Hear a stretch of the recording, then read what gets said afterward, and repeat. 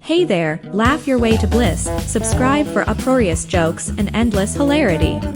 A teen came to her mom and said, "Mom, I've got $10.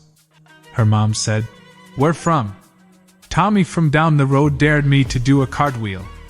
She replied, "Dear, that boy is just trying to see your pants." "Oh," the girl says. The next day, the girl comes to her mom and says, "Mommy, I've got $20. I told you not to trust that boy." "No, Mom, I tricked him. I didn't even wear pants today."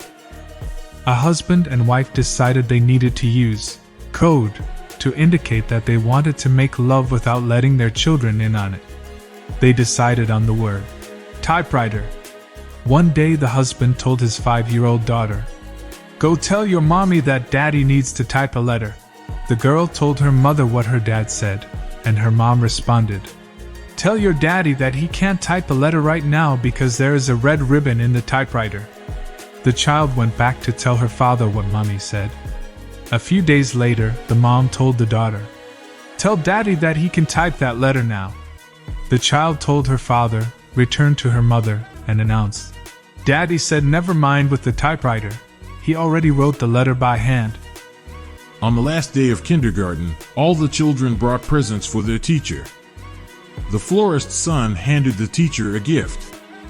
She shook it, held it up, and said, "I bet I know what it is. It's some flowers." "That's right," shouted the little boy. Then the candy store owner's daughter handed the teacher a gift. She held it up, shook it, and said, "I bet I know what it is. It's a box of candy." "That's right," shouted the little girl. The next gift was from the liquor store owner's son, little Johnny. The teacher held it up and saw that it was leaking. She touched a drop with her finger and tasted it. "Is it wine?" she asked.